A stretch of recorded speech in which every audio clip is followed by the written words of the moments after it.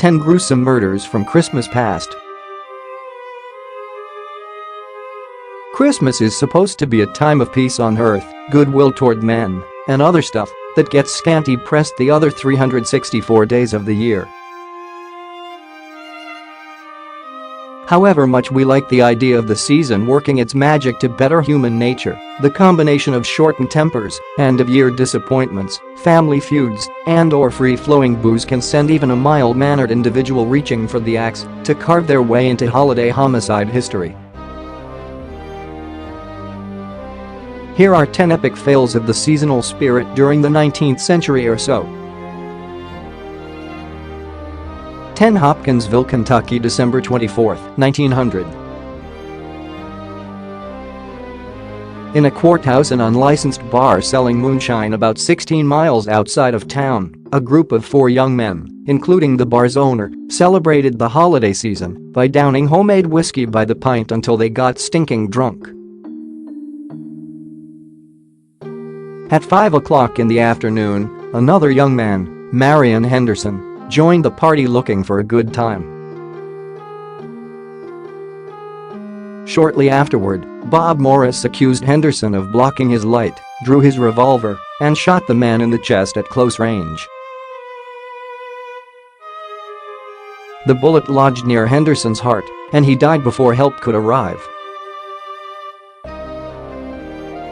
His wife was summoned to identify the body. 9 Chambersburg, Ohio, December 24, 1880. A dance at the Foresters' Hall ended in tragedy when Theodore Hanley challenged the doorkeeper and demanded entrance. The doorkeeper called the floor manager, 23-year-old Michael Dahl Shively, who explained that according to the rules, no gentleman would be admitted without a lady partner. The argument escalated. Heated words were exchanged. Hanley tried to force his way inside. Was he drunk? Witnesses later testified he was sober as a judge. When Shively stood in his way, Hanley drew his revolver and shot him in the top of his head. The bullet passed vertically through his skull and lodged in the roof of his mouth. Shively died at 5 a.m. on Christmas morning. Hanley fled after stealing his brother's horse. 8 Savannah, Georgia, December 24, 1898. This was a busy night for the Savannah police, who made over 150 arrests, including 2 murders. Charles Lowe and Charles Green got into an argument over 2 women. Lowe stabbed Green in the belly. He bled to death shortly afterward. The second murder occurred when Queen Martin quarreled with her paramour and stabbed him in the heart. The most unusual crime of the evening occurred when Mayor R.W. Olive of Pembroke, Georgia, was assaulted by Paul Kennedy. Despite being badly beaten, Mayor Olive pistol-whipped Kennedy and almost bit off his thumb in the altercation. Newspaper accounts speculated his honor would demand further satisfaction from Kennedy in a public duel. 7 Livermore, Kentucky, December 24, 1900.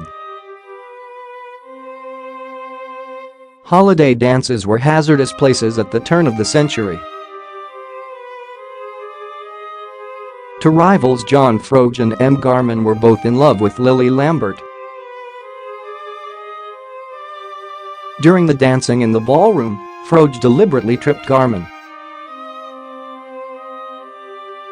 When Garman strenuously objected, Froge whipped out 2 revolvers and began shooting.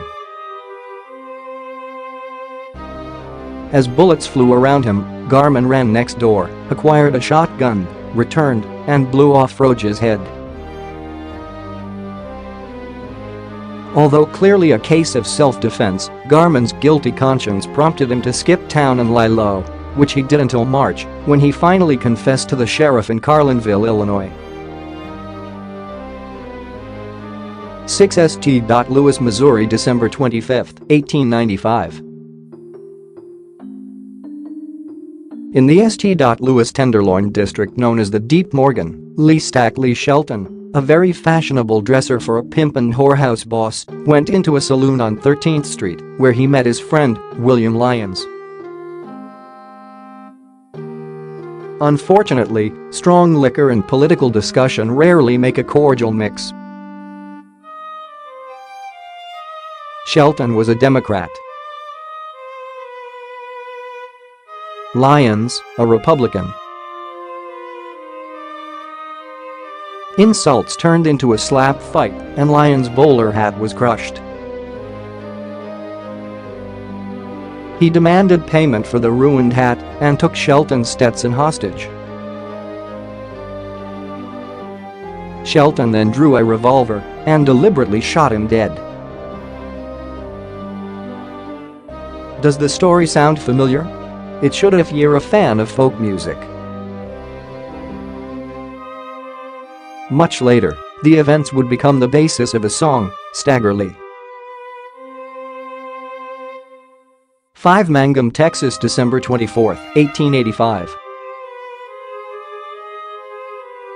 3 men got together that night to brag about their conquests of the fairer sex: Jack Doyle, Don Sullivan, and his friend, Buchanan.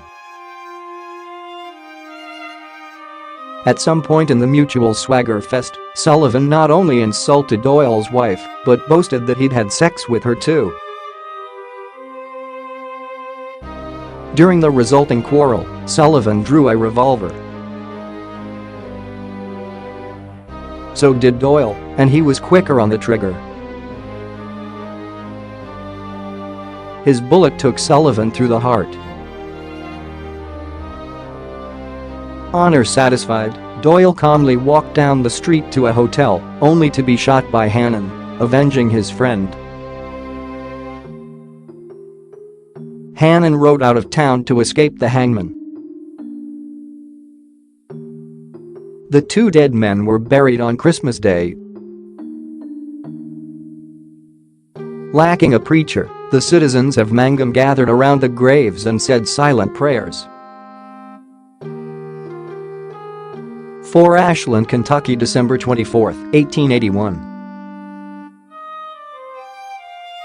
Robert Gibbons, a 17-year-old amputee, his sister Fanny, 14, and their friend Emma Carrico, 15, were asleep when someone entered the Gibbons family home in the very early morning hours and bludgeoned them to death with an axe and a crowbar.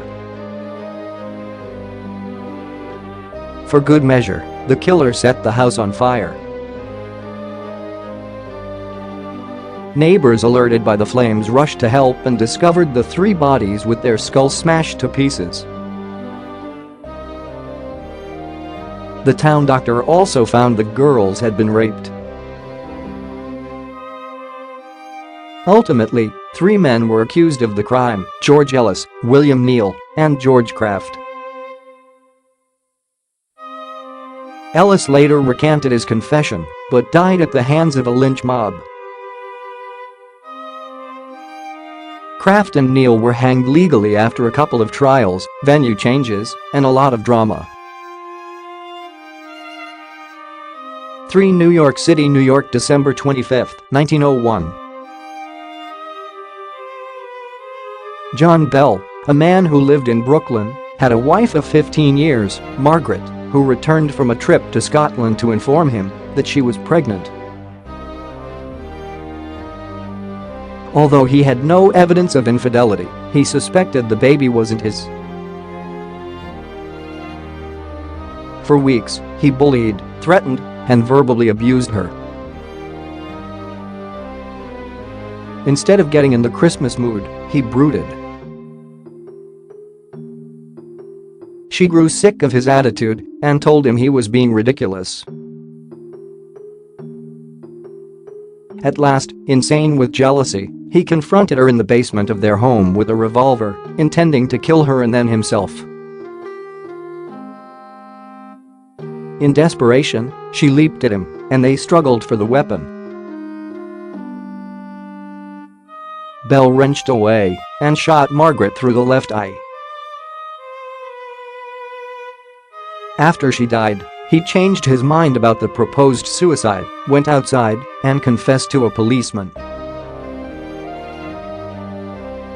To Pittsburgh, Pennsylvania, December 25, 1894. Think your last holiday dinner party went horribly wrong? John Johnston, his wife Amy, his friend Daniel Heron, Daniel's wife, and a mutual friend, George Cassell, gathered together in Johnston's house to spend a nice evening celebrating Christmas with food, drink, and the inevitable airing of past grievances once the booze started making its rounds. At about 7 o'clock, after an argument over an old grudge turned bitter, Heron drew a gun and tried to shoot Johnston, but Amy leaped to her husband's defense and took the bullet in her right side. Suddenly sobered by what he'd done, Heron ran back to his own house, where he was arrested for manslaughter when Amy Johnston's wound proved fatal. 1 New York City, New York, December 25, 1878.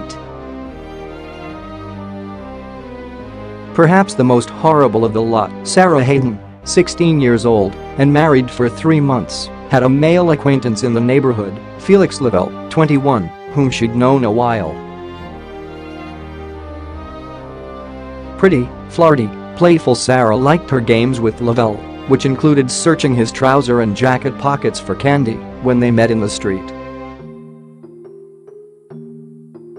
As it turned out, there was a 6-shooter in his pocket. Lavelle removed the revolver, took out a cartridge, and gave it to Sara as a keepsake. Next, he cocked the hammer, pointed the weapon at her, and accidentally pulled the trigger, an act likely meant to give her a little scare. Instead, he shot her in the left breast at point-blank range. Lavelle helped the dying Sara to a doorstep and waited in a daze for the police. He was arrested, convicted of second-degree murder, and sentenced to life imprisonment.